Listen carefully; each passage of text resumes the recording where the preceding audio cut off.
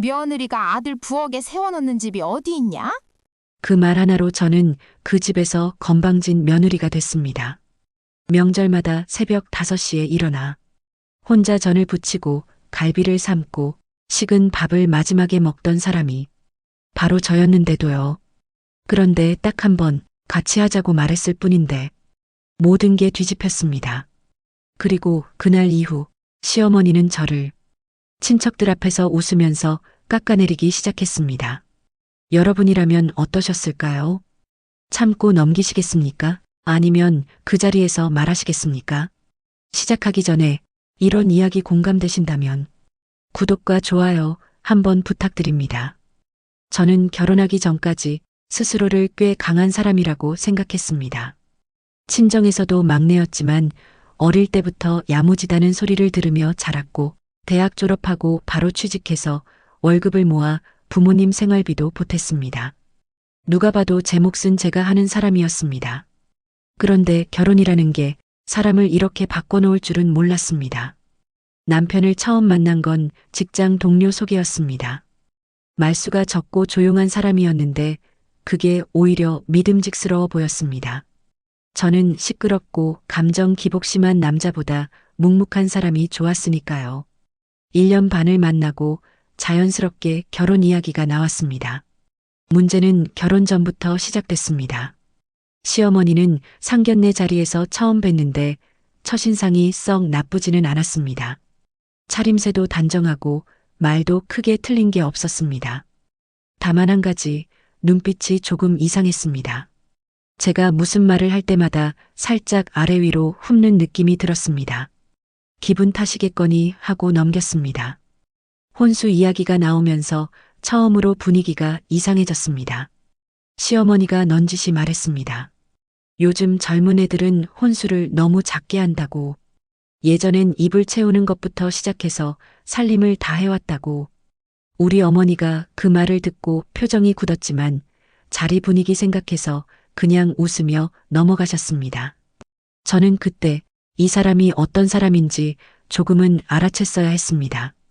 그런데 저는 결혼을 했습니다. 신혼집은 시댁에서 차로 30분 거리였습니다. 멀지도 가깝지도 않은 거리라고 생각했는데 그게 오히려 더 자주 오가게 만드는 거리였습니다. 시어머니는 주말마다 오라고 했고 남편은 그게 당연한 것처럼 여겼습니다. 처음엔 저도 그냥 따랐습니다. 결혼 초에는 잘 보여야 한다는 생각도 있었고 아직은 서로 알아가는 시간이 필요하다고 여겼습니다. 주말에 시댁에 가면 장을 봐서 밥을 했고 설거지를 했고 청소도 했습니다. 남편은 시어머니랑 거실에 앉아 텔레비전을 봤습니다. 그게 반복되면서 이상하다는 생각이 들기 시작했습니다. 시어머니는 한 번도 저한테 고마워라고 하지 않았습니다. 제가 밥을 차려놓으면 그냥 앉아서 드셨고 제가 설거지를 하면 그게 당연한 것처럼 다른 얘기를 하셨습니다. 처음엔 그냥 성격이 그런가 보다 싶었습니다. 그런데 그것이 첫 번째 명절을 지나면서 성격의 문제가 아니라는 걸 알게 됐습니다. 추석이었습니다. 시어머니는 며칠 전부터 저한테 음식 준비를 부탁했습니다. 전 부치는 법, 나물 무치는 법, 식혜 만드는 법까지 카톡으로 보내왔습니다. 저는 그 레시피들을 보면서 주말 내내 연습했습니다. 음식이 서툴다는 소리 듣기 싫어서였습니다. 명절 당일 저는 아침 5시에 일어났습니다. 시댁에 도착해서 앞치마를 두르고 부엌에 들어갔습니다. 시어머니도 계셨지만 주로 지시를 하는 쪽이었습니다. 전 부치는 건 저였고 나물 손질도 저였고 상 차리는 것도 저였습니다. 시누이는 명절이라며 늦게 들어와서 과일만 깎다 갔습니다. 차례가 끝나고 온 가족이 상에 둘러앉았을 때 시어머니가 이렇게 말했습니다. 시누이한테 우리 딸이 와줘서 얼마나 좋은지 모르겠다고. 저는 그 말을 듣고도 그냥 웃었습니다. 그런데 그게 웃어넘길 수 있는 마지막 명절이었습니다. 그 다음 명절부터는 웃을 수가 없었습니다. 2단계. 첫 번째 추석이 지나고 저는 스스로에게 말했습니다. 원래 시댁이 다 그런 거라고. 적응하면 괜찮아질 거라고. 그런데 세상에 적응이라는 게 꼭 좋은 방향으로만 되는 게 아니더군요. 시어머니도 적응을 했습니다. 며느리가 아무 말 없이 다 한다는 것에 두 번째 명절은 설이었습니다. 추석 때 배운 게 있어서인지 시어머니는 이번엔 훨씬 더 당당하게 준비 목록을 넘겨줬습니다. 추석 때보다 품목이 늘어 있었습니다. 갈비찜이 추가됐고 잡채도 생겼고 약식까지 만들어 오라고 했습니다. 카톡 메시지 말미에는 우리 며느리 손재주가 좋으니까라는 말이 붙어 있었습니다. 칭찬처럼 들리지만 사실은 명령이었습니다. 저는 그 설에도 새벽부터 움직였습니다. 전날 밤부터 갈비를 물에 담가놨고 당일 아침엔 잡채 재료를 하나씩 볶아냈습니다. 남편은 그날도 늦게 일어나서 운전만 했습니다. 시댁에 도착하자마자 부엌으로 들어가는 건 저였고 거실에 앉아 시어머니와 차를 마시는 건 남편이었습니다. 이상한 풍경이었지만 이미 그 집에선 그게 당연한 풍경이었습니다. 그날 점심상이 다 차려졌을 때였습니다. 시누이 가족이 도착했습니다. 시누이 남편 그리고 아이 둘. 시어머니가 현관에서 반기는 소리가 부엌까지 들렸습니다. 얼마나 보고 싶었냐고, 아이들 많이 컸다고, 오느라 힘들었겠다고. 저는 그 소리를 들으면서 뜨거운 냄비를 손으로 잡고 있었습니다. 시누이 남편은 상에 앉아서 형수님이 다 하셨어요? 라고 물었습니다. 저는 괜찮다고 별거 아니라고 웃었습니다. 그런데 시어머니가 옆에서 한마디 거들었습니다. 며느리가 원래 부지런해. 그 말이 어딘가 이상했습니다. 칭찬 같은데 칭찬이 아니었고 고마움 같은데 고마움도 아니었습니다. 그냥 제가 부지런한 게 당연하다는 말이었습니다. 저는 그날 설거지를 끝내고 나서야 상에 앉을 수 있었습니다. 이미 식은 음식을 혼자 먹고 있는데 시누이는 거실에서 시어머니랑 드라마 얘기를 하고 있었습니다. 남편은 시누이 아이들이랑 놀아주고 있었습니다. 아무도 저한테 같이 앉아라고 말하지 않았습니다. 그런데 사실 그날 음식보다 더 힘들었던 건 따로 있었습니다. 설 다음 날 시어머니가 저를 따로 불렀습니다. 갈비찜이 조금 짰다고 했습니다. 잡채는 면이 퍼졌다고 했습니다.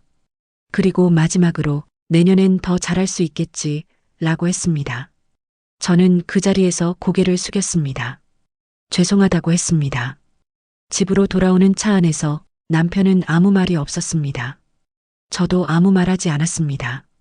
그런데 집에 들어와서 혼자 욕실에 서 있는데 갑자기 눈물이 났습니다. 서럽다는 생각보다 이상하다는 생각이 먼저 들었습니다. 내가 왜 죄송하다고 했을까? 새벽부터 일어나서 만들고 온종일 서서 일하고 식은 밥 혼자 먹고 그러고도 왜 내가 고개를 숙였을까? 그 물음이 머릿속에서 떠나지 않았습니다.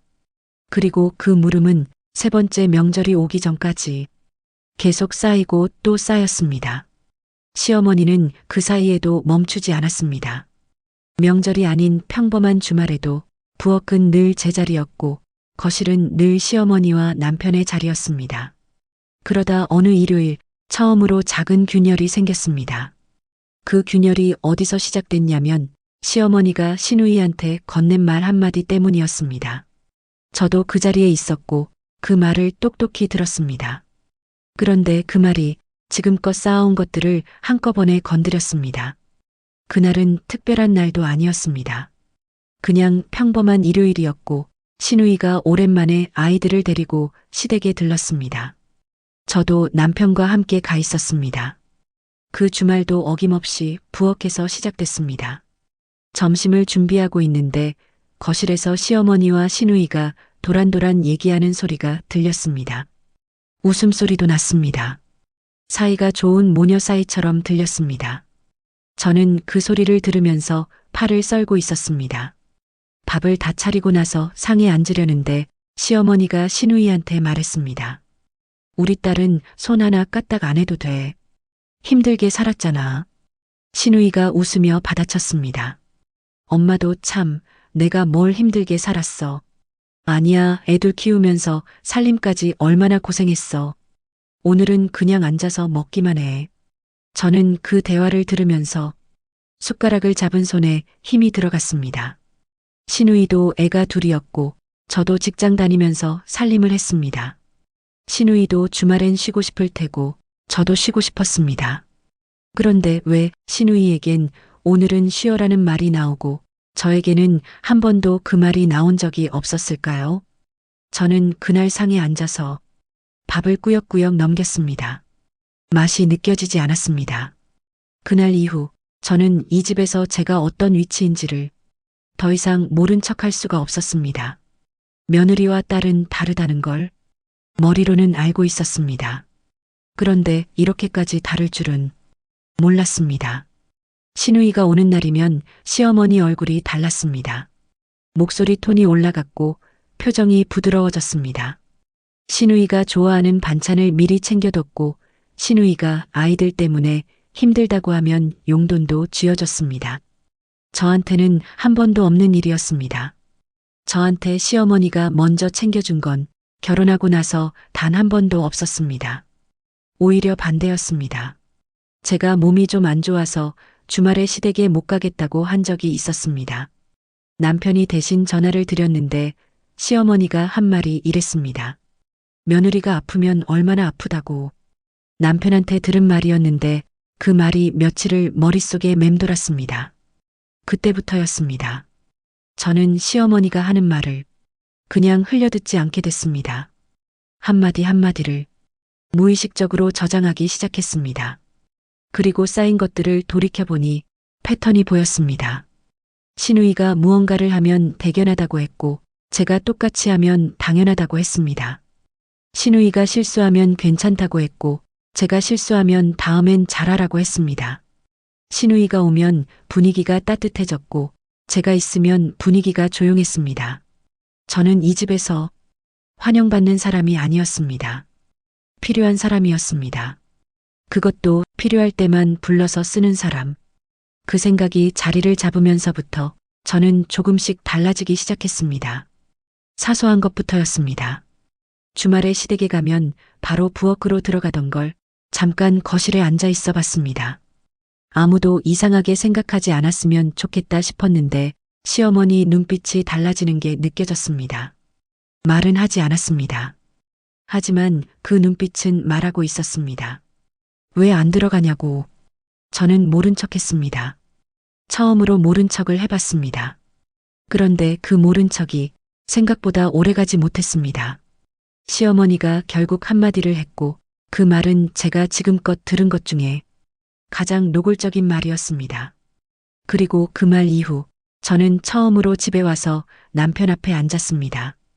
웃지 않고 참지 않고 그냥 있는 그대로 말했습니다. 그런데 남편의 반응이 예상과는 전혀 달랐습니다. 남편에게 말을 꺼내기까지 생각보다 오랜 시간이 걸렸습니다. 결혼하고 나서 저는 남편에게 시어머니 이야기를 거의 하지 않았습니다. 하면 뭐가 달라지겠냐는 생각도 있었고 괜히 부부 사이에 불씨를 만드는 것 같아서 꾹꾹 눌러왔습니다. 그런데 그날은 달랐습니다. 더 이상 누르고 있을 공간이 없었습니다.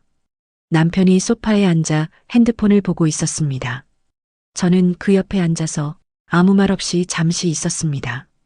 그러다 천천히 입을 열었습니다. 시누이가 오는 날과 제가 있는 날이 어떻게 다른지, 시어머니가 저한테 어떤 식으로 말하는지, 명절마다 제가 어떻게 움직이는지를 하나씩 꺼냈습니다. 감정을 빼려고 노력했습니다. 따지는 것처럼 들리지 않으려고 최대한 차분하게 말했습니다. 남편은 핸드폰을 내려놓고 들었습니다. 다 듣고 나서 잠시 침묵이 흘렀습니다. 그리고 남편이 한 말은 이랬습니다. 엄마가 원래 표현을 잘 못하는 사람이야. 저는 그 말을 듣고 잠깐 말문이 막혔습니다. 표현을 못하는 게 아니었습니다. 시누이한테는 표현을 잘하고 있었으니까요. 저는 그 말을 했습니다. 조용하게, 그러나 분명하게. 남편이 머뭇거렸습니다. 그건 딸이니까 편한 거지. 그 말이 나오는 순간 저는 더 이상 차분하게 있을 수가 없었습니다. 딸이니까 편하다는 말. 그럼 저는 불편한 사람이라는 뜻이었습니까? 그 집에서 가장 많이 움직이고 가장 많이 참고 가장 많이 웃어넘긴 사람이 저인데 제가 불편한 사람이라는 말이었습니까? 저는 그날 처음으로 목소리가 조금 높아졌습니다. 남편은 당황한 표정이었습니다. 아마 결혼하고 나서 제가 그렇게 말하는 걸 처음 봤을 겁니다. 저도 처음이었으니까요. 남편은 그날 밤 별다른 말 없이 잠들었습니다. 저는 잠을 이루지 못했습니다. 천장을 보면서 이런 생각을 했습니다. 이 사람은 모르는 걸까? 아니면 알면서도 모른 척하는 걸까? 둘 다 답이 없기는 마찬가지였습니다. 모르면 답답한 거고 알면서 모른 척이면 더 답답한 거였으니까요. 그런데 며칠이 지나고 남편 쪽에서 먼저 말을 꺼냈습니다. 생각해봤다고 했습니다. 저는 속으로 조금 기대를 했습니다. 그런데 남편이 꺼낸 말은 제 기대와는 방향이 달랐습니다. 엄마한테 잘 보이는 방법을 같이 생각해보자고 했습니다. 저는 그 말을 듣고 한동안 아무 말도 하지 않았습니다. 잘 보이는 방법.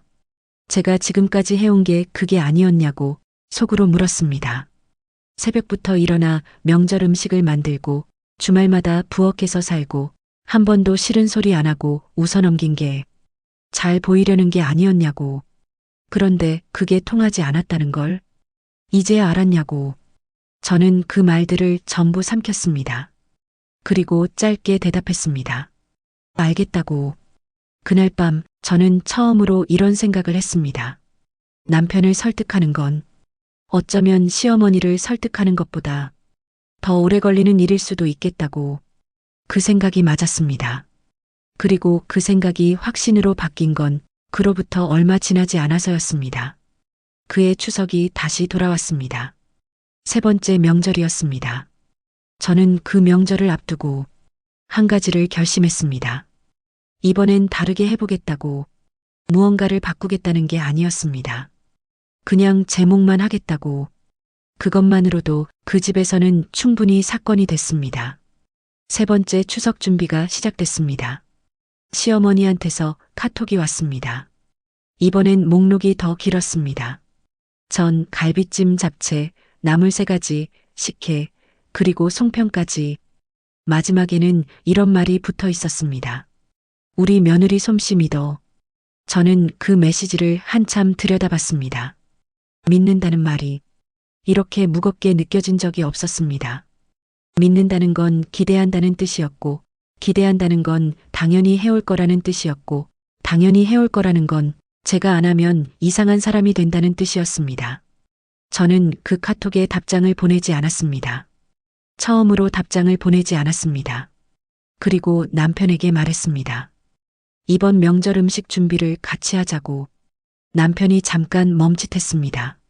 자기가 뭘 할 수 있겠냐고 했습니다. 저는 차분하게 말했습니다.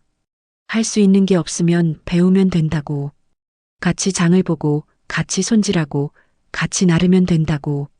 남편은 그날 밤 아무 대답도 하지 않았습니다. 그런데 명절 전날 아침 남편이 먼저 마트 가자고 했습니다. 저는 그 말을 듣고 아무렇지 않은 척했지만 속으로는 조금 놀랐습니다. 같이 장을 봤습니다. 카트를 끌고 식재료를 고르는데 남편이 갈비를 들고 이게 맞냐고 물었습니다. 평범한 질문이었는데 이상하게 눈물이 날 것 같았습니다.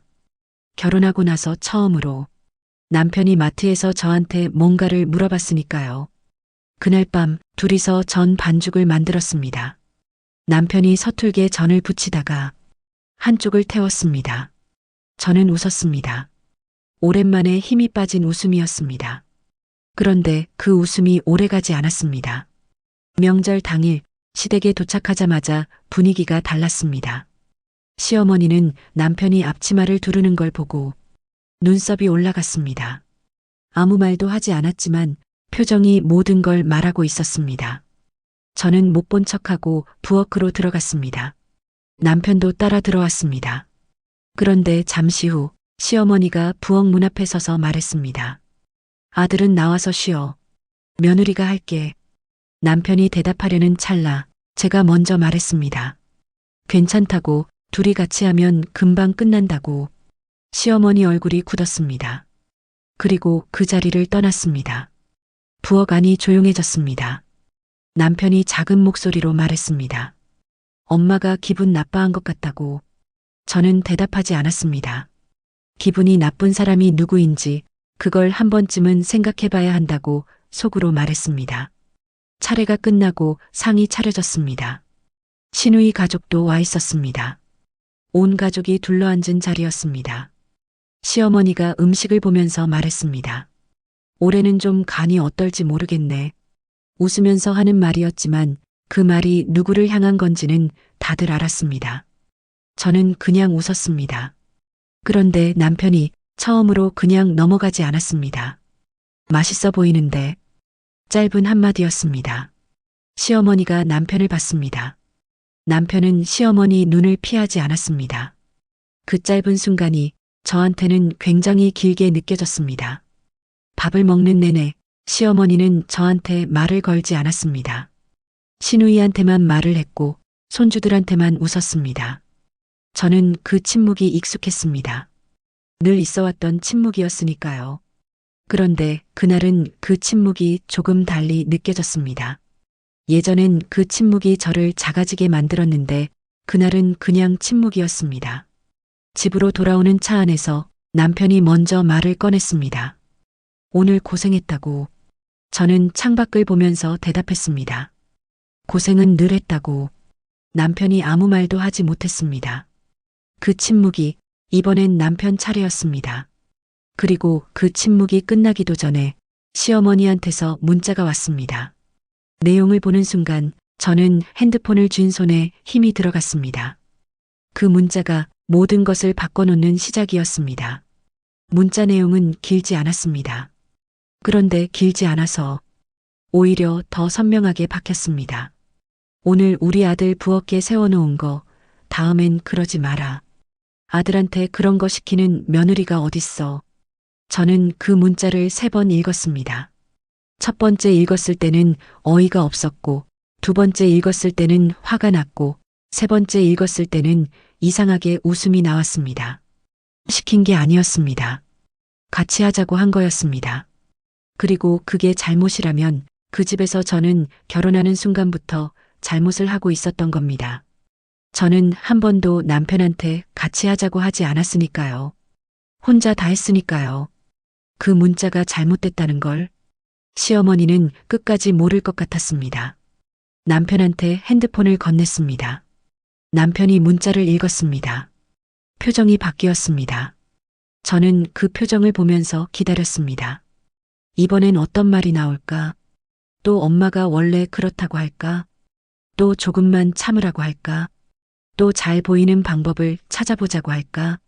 남편은 한참 핸드폰을 들고 있었습니다. 그러다 말했습니다. 내가 전화할게. 저는 순간 잘못 들은 줄 알았습니다. 남편이 시어머니한테 전화를 했습니다. 저는 옆에서 들었습니다. 남편 목소리가 평소보다 낮았습니다. 엄마, 나 오늘 부엌에서 일한 거 스스로 한 거라고. 누가 시킨 거 아니라고. 그리고 앞으로도 같이 할 거라고. 시어머니가 뭐라고 했는지는 들리지 않았습니다. 하지만 남편 표정을 보면서 시어머니가 쉽게 물러서지 않는다는 건 알 수 있었습니다.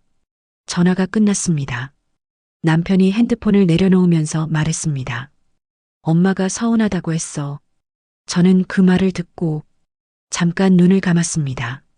서운한 사람이 누구인지 그것도 한 번쯤은 생각해 봐야 한다고 그 말은 하지 않았습니다. 그냥 고맙다고만 했습니다. 남편이 처음으로 전화를 했다는 것, 그것만으로도 그날은 충분했습니다. 그런데 시어머니는 거기서 멈추지 않았습니다. 며칠 뒤 시어머니가 남편한테 따로 연락을 했습니다. 저한테 직접 하지 않고 남편을 통해서 전했습니다. 명절에 제가 태도가 달라진 것 같다고, 예전엔 싹싹하던 애가 요즘은 좀 건방져진 것 같다고. 건방지다는 말. 저는 그 단어를 한참 생각했습니다. 달라진 게 있긴 했습니다. 예전엔 시어머니가 말하면 무조건 웃었는데 이제는 웃지 않을 때도 있었습니다. 예전엔 부엌에 혼자 있어도 아무 말하지 않았는데 이제는 남편한테 같이 하자고 말했습니다. 예전엔 식은 밥을 혼자 먹어도 아무렇지 않은 척 했는데 이제는 그게 이상하다고 느꼈습니다. 그게 건방진 거라면 저는 처음부터 건방졌어야 했습니다. 남편한테 그 말을 했습니다. 남편이 한동안 말이 없었습니다. 그러다가 말했습니다. 나도 그렇게 생각해. 그 한마디가 예상보다 크게 들렸습니다. 그런데 그게 끝이 아니었습니다. 시어머니는 남편이 자기 편이 아니라는 걸 눈치채기 시작했습니다. 그리고 그 다음부터 저를 향한 방식이 달라졌습니다. 직접적인 말 대신 다른 방법을 쓰기 시작했습니다. 그 방법이 어떤 건지 알아챈 건 시어머니가 친척들을 불러 모은 자리에서였습니다. 그 자리에서 시어머니가 꺼낸 말이 지금껏 들은 것 중에 가장 교묘한 말이었습니다. 그리고 저는 그 자리에서 더 이상 웃지 않기로 했습니다. 친척들이 모인 건 시어머니 생신 자리였습니다. 큰 식당을 빌렸고 시댁 식구들이 전부 모였습니다. 시어머니 형제분들, 그 자녀들, 그리고 시누이 가족까지. 저는 그날도 일찍 움직였습니다. 시어머니 생신이니까 미리 가서 준비를 도왔고 꽃도 챙겼고 케이크도 제가 맞춰뒀습니다. 아무도 시키지 않았습니다. 그냥 당연히 해야 할 것 같아서 했습니다. 그런데 그 당연함이 그날도 저를 이상한 자리에 세워놨습니다. 식사가 시작되고 자리가 무르익었을 때였습니다. 시어머니가 자리에 앉은 친척들을 둘러보면서 이런 말을 꺼냈습니다. 요즘 며느리들은 참 힘들어. 다들 자기 생활이 있으니까. 웃으면서 하는 말이었습니다. 친척들도 웃었습니다. 저도 웃었습니다. 그런데 시어머니는 거기서 멈추지 않았습니다. 우리 며느리도 직장 다니느라 바쁘다 보니까 명절에 좀 많이 힘들어 하더라고. 그 말에 친척들이 저를 봤습니다. 저는 계속 웃고 있었습니다. 그런데 속에서는 뭔가가 빠르게 움직이고 있었습니다. 시어머니가 하는 말의 구조가 보였습니다. 직접 저를 나쁘게 말하지 않았습니다. 오히려 이해한다는 투였습니다. 그런데 그 말 안에는 이런 뜻이 담겨 있었습니다. 며느리가 명절에 힘들어한다. 즉, 며느리가 명절 음식하는 걸 싫어한다. 즉, 며느리가 집안일을 잘 안 하려 한다. 그걸 친척들 앞에서 웃으면서 이해하는 척하면서 말한 겁니다. 가장 교묘한 방식이었습니다. 직접 공격하면 제가 반박할 수 있습니다. 그런데 이렇게 하면 제가 뭔가를 말하는 순간 제가 이상한 사람이 됩니다. 저는 그 구조를 그 자리에서 정확하게 읽었습니다. 그리고 처음으로 이걸 그냥 넘기면 안 되겠다는 생각이 들었습니다. 친척 한 분이 저한테 물었습니다. 며느리는 명절이 힘들어요? 모든 시선이 저한테 쏠렸습니다. 저는 그 순간 웃음을 거뒀습니다. 그리고 천천히 말했습니다. 힘든 게 아니라 같이 하고 싶었던 거라고. 혼자 하는 게 힘든 거지. 명절 자체가 힘든 게 아니라고. 조용하고 또렷한 목소리였습니다. 자리가 잠깐 조용해졌습니다. 시어머니 표정이 굳는 게 보였습니다. 그런데 저는 시어머니를 보지 않았습니다. 말을 걸어준 친척분을 보면서 차분하게 말을 이어갔습니다. 명절마다 새벽부터 준비했던 것들, 혼자 부엌에 있었던 시간들, 식은 밥을 마지막에 혼자 먹었던 날들. 구체적으로 말했습니다. 감정을 싣지 않으려고 했습니다. 그냥 있었던 일을 있었던 대로 말했습니다. 자리가 조용했습니다. 친척 한 분이 시어머니한테 물었습니다. 며느리가 다 혼자 했어요? 시어머니가 웃으면서 말을 돌리려 했습니다. 그런데 그 웃음이 예전처럼 자연스럽게 넘어가지 않았습니다. 그 자리에 있던 사람들이 이미 제 말을 들은 뒤였으니까요. 남편은 그 자리에서 아무 말도 하지 않았습니다. 저는 그게 조금 아쉬웠습니다. 그런데 집으로 돌아오는 길에 남편이 운전을 하면서 말했습니다. 오늘 잘했다고. 저는 창밖을 보면서 물었습니다. 왜 그 자리에서는 아무 말도 안 했냐고. 남편이 잠시 있다가 말했습니다. 당신 말이 맞는데 내가 덧붙일 게 없었다고. 그 말이 이상하게 묵직하게 들렸습니다. 집에 와서 씻고 누웠는데 잠이 오지 않았습니다. 오늘 제가 한 말들이 머릿속에서 계속 재생됐습니다. 잘한 건지 괜한 일을 벌인 건지 그 경계가 아직 불분명했습니다. 그런데 한 가지는 분명했습니다. 더 이상 그 자리에서 웃으면서 넘어가는 사람은 아니라는 것. 그리고 시어머니도 그걸 알았을 겁니다. 문제는 시어머니가 그걸 알고 나서 어떻게 나오느냐였습니다. 며칠 지나지 않아 그 답이 왔습니다.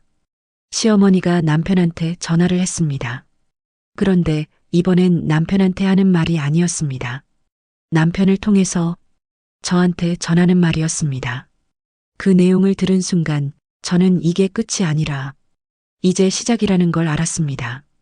남편이 전화를 끊고 나서 한동안 말이 없었습니다. 저는 그 침묵이 무슨 뜻인지 이미 알고 있었습니다. 좋은 내용이면 바로 말했을 테니까요. 남편이 천천히 입을 열었습니다. 엄마가 며느리한테 섭섭하다고 했답니다. 친척들 앞에서 자기를 망신줬다고, 그리고 한 가지를 요구했습니다. 저한테 직접 전화해서 사과를 하라고. 저는 그 말을 듣고 잠시 아무 말도 하지 않았습니다. 사과. 제가 사과를 해야 하는 상황인지 머릿속으로 그날 자리를 다시 돌려봤습니다. 저는 거짓말을 하지 않았습니다. 감정적으로 따지지도 않았습니다. 있었던 일을 있었던 대로 말했을 뿐이었습니다. 그런데 그게 망신이라면 시어머니는 그 말들이 사실이라는 걸 스스로 인정하는 셈이었습니다. 저는 남편한테 물었습니다. 당신은 내가 사과해야 한다고 생각하냐고. 남편이 대답을 바로 하지 못했습니다. 그 머뭇거림이 이번엔 예전과 달랐습니다. 예전의 머뭇거림은 어떻게든 엄마 편을 들기 위한 말을 고르는 시간이었는데 이번엔 달랐습니다. 남편이 말했습니다. 사과는 아닌 것 같다고. 그 말이 나오기까지 꽤 오랜 시간이 걸렸지만 나왔다는 것 자체가 달랐습니다. 저는 그날 밤 시어머니한테 전화를 하지 않았습니다. 다음 날도 하지 않았습니다. 사흘이 지났을 때 시어머니한테서 먼저 전화가 왔습니다. 저는 받았습니다. 시어머니 목소리는 평소와 달리 날이 서 있었습니다. 왜 전화를 안 하냐고 했습니다. 저는 차분하게 말했습니다. 제가 사과드릴 일을 하지 않았다고 생각해서 연락을 드리지 않았다고. 전화기 넘어가 조용해졌습니다. 시어머니가 말했습니다. 친척들 앞에서 그게 할 말이냐고. 며느리가 시어머니 흉을 본 거랑 다를 게 없다고. 저는 흉을 본 게 아니라고 했습니다. 사실을 말한 거라고 했습니다. 시어머니 목소리가 높아졌습니다. 그러면서 꺼낸 말이 저한테는 예상 밖이었습니다. 내가 그렇게 못된 시어머니야? 내가 너한테 뭘 그렇게 잘못했어? 저는 그 말을 듣고 잠깐 눈을 감았습니다. 그 질문에 답하려면 결혼하고 나서 지금까지의 일들을 전부 꺼내놓아야 했습니다. 저는 그렇게 했습니다. 차분하게 하나씩 꺼냈습니다. 명절마다 저 혼자 새벽부터 준비했던 것, 시누이는 쉬라고 하면서 저한테는 한 번도 그런 말을 하지 않은 것, 제가 아프다고 했을 때 며느리가 얼마나 아프냐고 했던 것, 친척들 앞에서 저를 집안일 하기 싫어하는 며느리처럼 표현한 것, 목소리를 높이지 않았습니다. 그냥 있었던 일들을 순서대로 말했습니다. 시어머니가 중간에 끊으려 했지만 저는 멈추지 않았습니다. 다 말하고 나서 저는 한마디를 더 했습니다. 어머니가 못된 시어머니라고 생각하지 않는다고. 다만 저도 사람이고 사람한테는 당연한 게 없다고. 전화기 넘어가 오랫동안 조용했습니다. 시어머니가 전화를 끊었습니다. 저는 핸드폰을 내려놓고 소파에 그대로 앉아 있었습니다. 손이 조금 떨렸습니다. 잘한 건지 모르겠다는 생각이 들었습니다. 그런데 동시에 이걸 말하지 않고 넘어갔으면 평생 후회했을 것 같다는 생각도 들었습니다. 남편이 옆에서 그 통화를 다 듣고 있었습니다. 저는 남편을 봤습니다. 남편 눈이 조금 붉어져 있었습니다. 저는 그 눈을 보면서 아무 말도 하지 않았습니다. 한참 뒤에 남편이 말했습니다. 미안하다고. 그 말이 어디를 향한 건지 설명하지 않아도 알았습니다. 그날 밤 오랜만에 깊이 잠들었습니다. 그런데 다음 날 아침 예상하지 못한 일이 생겼습니다. 시어머니가 남편한테 문자를 보낸 겁니다. 그 문자 내용이 이번엔 저를 향한 말이 아니었습니다. 남편을 향한 말이었습니다. 그리고 그 내용을 본 남편의 표정이 지금까지 본 것 중에 가장 단단해 보였습니다. 무언가를 결심한 얼굴이었습니다. 남편이 문자를 보여줬습니다. 저는 천천히 읽었습니다. 내용은 길지 않았지만 담긴 것은 많았습니다. 시어머니는 이렇게 썼습니다. 며느리한테 휘둘리는 아들을 보니 속상하다고. 자기가 낳아서 키운 아들이 며느리 편만 드는 게 이해가 안 된다고. 그리고 마지막에 이럴 거면 며느리랑 둘이 잘 살라고. 저는 그 마지막 문장을 다시 읽었습니다. 이럴 거면 며느리랑 둘이 잘 살라고. 그 말이 협박인지 선언인지 아니면 진심인지 구분이 되지 않았습니다. 남편은 문자를 다시 가져가더니 한참을 들여다봤습니다. 그리고 말했습니다. 답장을 보낼 거라고. 저는 말리지 않았습니다. 남편이 문자를 쓰는 동안 저는 부엌에서 물을 끓였습니다. 손이 할 일을 찾아야 머리가 덜 복잡했습니다. 남편이 보낸 문자 내용을 나중에 봤습니다. 엄마, 나는 며느리 편을 드는 게 아니라 잘못된 건 잘못됐다고 하는 거라고. 아내가 그동안 힘들었던 건 사실이고 나도 그걸 못 본 척한 게 잘못됐다고. 그리고 우리 둘이 잘 사는 게 뭐가 문제냐고. 짧은 문자였지만 그 안에 담긴 게 작지 않았습니다. 저는 그 문자를 읽으면서 이상하게 눈물이 났습니다. 서럽거나 억울해서가 아니었습니다. 그냥 누군가가 처음으로 제 편에서 제 이야기를 하고 있다는 게 그렇게 느껴졌습니다. 시어머니 답장은 오지 않았습니다. 하루가 지나도 이틀이 지나도 그 침묵이 어떤 의미인지는 알 수 없었습니다. 남편은 그 침묵 속에서도 평소와 다르지 않게 지냈습니다. 저한테 더 잘하려는 티를 내지도 않았고 시어머니 눈치를 보는 것 같지도 않았습니다. 그냥 있는 그대로 집에서 같이 밥을 먹고 같이 설거지를 하고 같이 소파에 앉아 있었습니다. 그게 오히려 더 컸습니다. 극적으로 달라지는 게 아니라 조용히 달라지고 있다는 게. 그러다 열흘쯤 지났을 때 시어머니한테서 연락이 왔습니다. 남편한테가 아니라 저한테 직접 왔습니다. 전화였습니다. 저는 받기 전에 잠깐 숨을 골랐습니다. 어떤 말이 나올지 몰랐습니다. 또 다른 공격일 수도 있었고 더 깊은 침묵을 요구하는 말일 수도 있었습니다. 그런데 전화를 받았을 때 시어머니 목소리가 예상과 달랐습니다. 날이 서 있지 않았습니다. 그렇다고 부드럽지도 않았습니다. 그냥 조금 가라앉은 목소리였습니다. 시어머니가 말했습니다. 한번 보자고. 저는 잠깐 망설였습니다. 그러나 알겠다고 했습니다. 전화를 끊고 나서 남편한테 말했습니다. 남편이 같이 가겠다고 했습니다. 저는 그 말에 고개를 끄덕였습니다. 시댁에 가는 날 저는 오랜만에 아무것도 들고 가지 않았습니다. 늘 뭔가를 사들고 갔습니다. 과일이든 반찬이든 빈손으로 가면 안 될 것 같아서였습니다. 그런데 그날은 그냥 갔습니다. 현관문을 열고 들어서는데 시어머니가 거실에 앉아 있었습니다. 표정은 딱딱했지만 일어나서 맞이하기는 했습니다. 셋이 식탁에 앉았습니다. 시어머니가 먼저 말을 꺼냈습니다. 자기도 잘못한 게 있다고. 그 말이 나오기까지 얼마나 오래 걸렸을지 저는 조금은 알 것 같았습니다. 자존심이 센 사람에게 그 말은 쉬운 말이 아니었을 테니까요. 저는 아무 말도 하지 않고 들었습니다. 시어머니가 계속 말했습니다. 며느리가 고생한 건 알았는데 그게 당연한 거라고 생각했다고. 자기도 그렇게 살았으니까. 저는 그 말을 듣고 잠깐 마음이 복잡했습니다.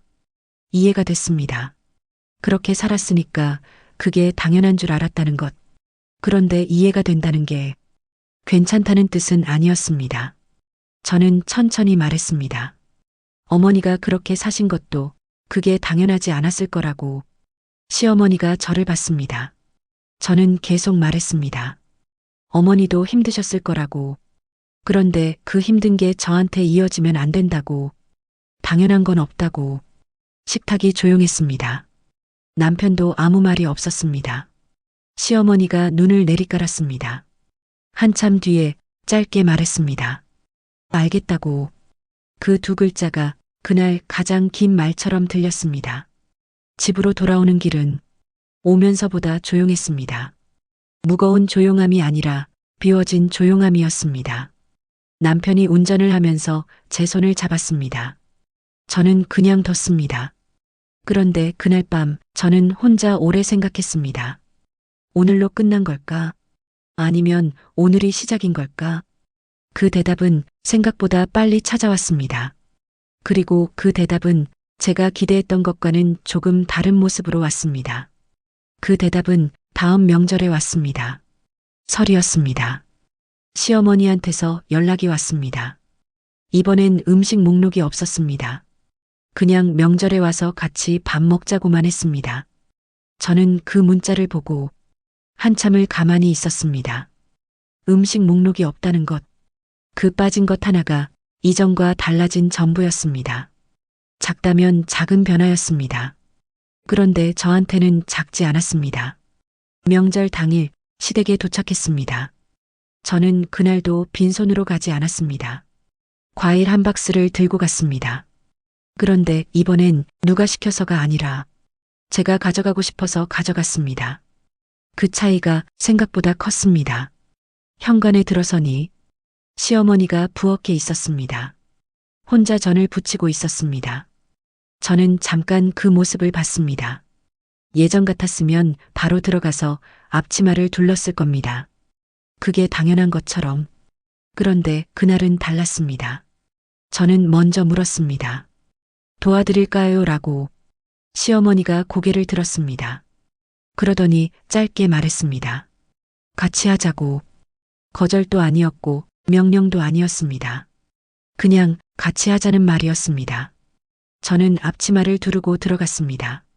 남편도 따라 들어왔습니다. 시어머니가 남편을 보더니 한마디 했습니다. 너도 이리 와. 남편이 웃으면서 들어왔습니다. 셋이 좁은 부엌에 서서 전을 부쳤습니다. 말이 많지는 않았습니다. 그런데 그 침묵이 불편한 침묵이 아니었습니다. 그냥 같이 있는 침묵이었습니다. 시누이 가족이 도착했을 때 부엌 풍경이 달라져 있었습니다. 시어머니 혼자 일하고 있는 게 아니었고 저 혼자 일하고 있는 것도 아니었습니다. 셋이 같이 있었습니다. 시누이가 그 모습을 보더니 아무 말 없이 부엌으로 들어왔습니다. 그리고 자연스럽게 옆에 섰습니다. 그 명절은 지금까지와 달랐습니다. 밥이 다 차려졌을 때 시어머니가 상을 보면서 말했습니다. 다 같이 했네. 거창한 말이 아니었습니다. 그냥 사실을 말한 것 뿐이었습니다. 그런데 저는 그 말이 고마웠습니다. 자리에 앉아서 밥을 먹는데 이상하게 밥맛이 달랐습니다. 따뜻했습니다. 음식이 따뜻한 게 아니라 그 자리가 따뜻했습니다. 식사가 끝나고 설거지를 하는데 시어머니가 옆에 서더니 행주로 그릇을 닦기 시작했습니다. 저는 그 모습을 보면서 아무 말도 하지 않았습니다. 말이 필요하지 않았습니다. 집으로 돌아오는 차 안에서 남편이 말했습니다. 오늘 어땠냐고. 저는 잠깐 생각했습니다. 그리고 솔직하게 말했습니다. 아직 어색하다고. 그런데 나쁘지 않았다고. 남편이 고개를 끄덕였습니다. 저도 그렇다고 했습니다. 그날 밤 저는 오랫동안 천장을 봤습니다. 모든 게 해결된 건 아니었습니다. 시어머니가 하루아침에 달라진 것도 아니었고 앞으로 아무 일도 없을 거라는 보장도 없었습니다.